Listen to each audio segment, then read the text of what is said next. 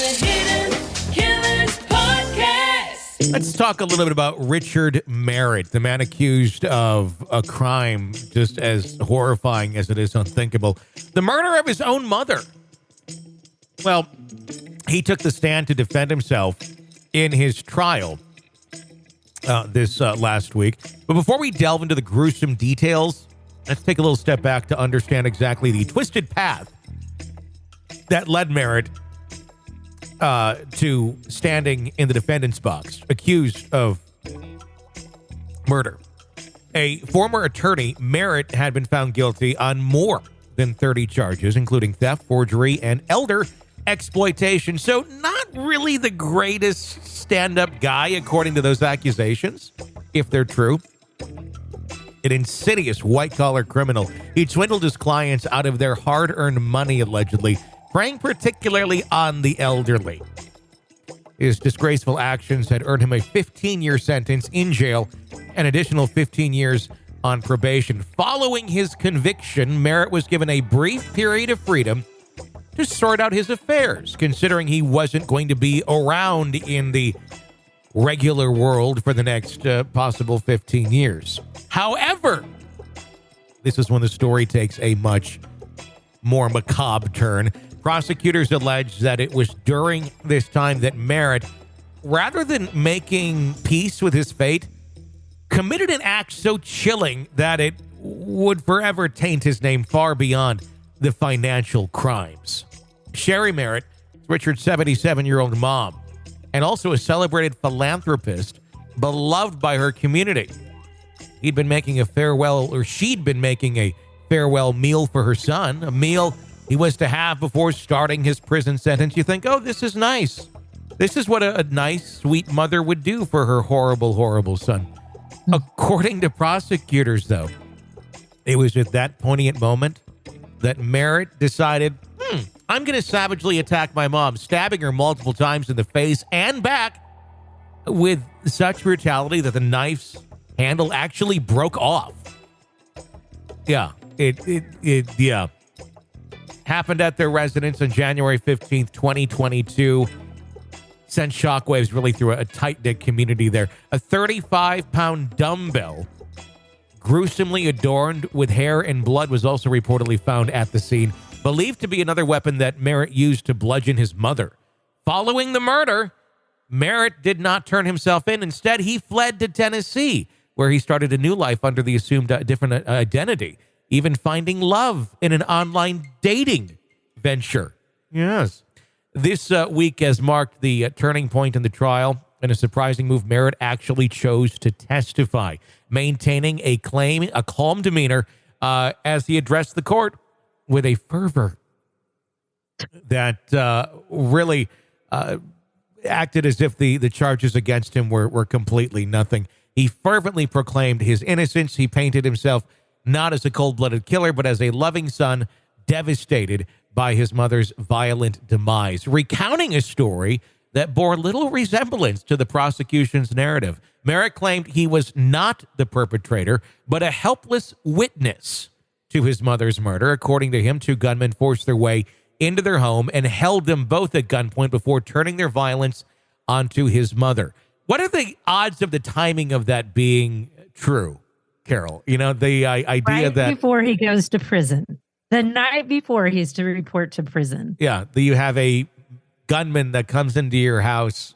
Merritt's and for no reason kills your mother. Yeah, Merritt's vivid recounting of the horrifying incident claimed that monster took a dumbbell and bludgeoned my mother in front of me. The other one came back with a kitchen knife and stabbed my mom in front of me. According to him, fear for his ex-wife and two children who were threatened by these gunmen had driven him to flee and adopt a new life in Nashville. It's quite a story. However, the prosecution was quick to challenge Merritt's version of events during cross-examination, pointing out inconsistencies in his alibi and referencing forensic evidence that linked him to the crime. Their main contention revolved around why such a gruesome act. Merritt chose not to contact authorities. Why instead did he remove his ankle monitor and vanish into the night, resurfacing under a new identity in a different state? Why don't you just call for help, Mr. Merritt? They demanded, their questions echoing in the hushed courtroom. Why did you rip off your ankle monitor and flee to Nashville instead of reporting this crime? Questions hung very heavy in the air as the prosecution meticulously chipped away at Merritt's account, countering his narrative with cold, hard evidence. They presented the discarded ankle monitor, the knife with the broken handle found at the crime scene, and the evidence of Merritt's hasty flight, painting a chilling portrait of guilt. That's the story of Richard Merritt, and we actually have the full court testimony, I should say, of Richard Merritt to play for you all Memorial Weekend long here on the podcast. It's a Richard Merritt Memorial Weekend where you can listen if you want to all of this testimony. I found it to be very interesting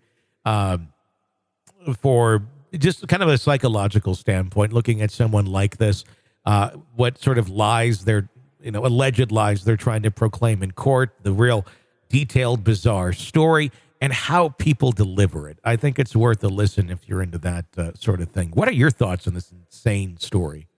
Well, number one of the things he had been convicted of was elder abuse. Mm-hmm. And then his mother just happens to be brutally murdered. Yeah. You know, I'm like, you've been convicted of elder abuse. Now, not like he was going around abusing people in that violent way, but he obviously had no problem taking advantage of seniors. None. Like, he was ordered to pay over $450,000, like that kind of advantage of people. Yeah. And he had no problem with that. So I think he's a guy who has lied probably more than people know to get out of stuff, get his way, whatever he has to do to get what he wants. And for some reason, I don't know why he would kill his mother. Why not just cut off the ankle bracelet and go? Mm-hmm. Why brutally murder your mom on the way out of town? I don't get that part. But maybe there was an argument or something. That's what I wonder as well. What is the motive for this one? And they don't have to prove motive in court. That's not part of the requirements. Obviously, juries do like motive, but that's not necessarily something that needs to be proven. All that needs to be shown is that, he did, within a reasonable doubt, commit this crime. It's bizarre. And even if it was, even if you had perpetrators that came in and were trying to do this to you, and you're already, on thin ice, you're about to go back to prison.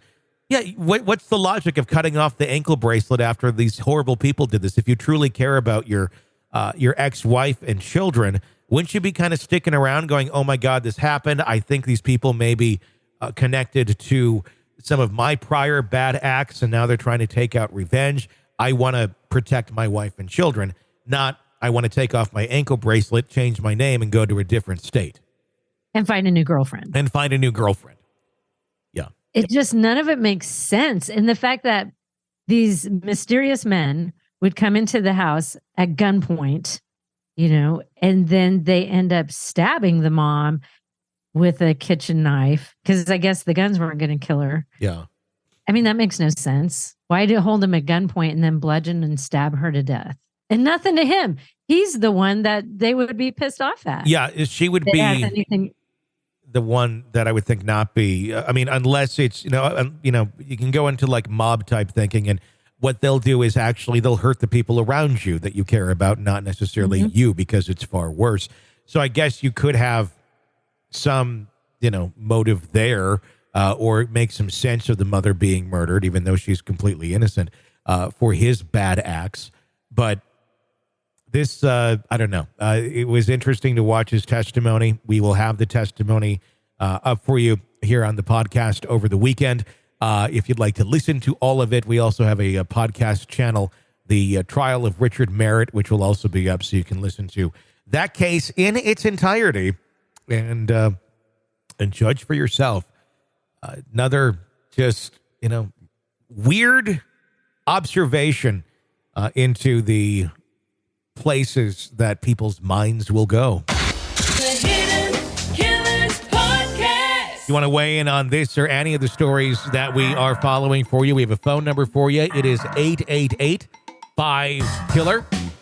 888-554-5537 if you want to weigh in and share your opinion with us. We would love to hear it. Carol, I'm Tony. Stay with us.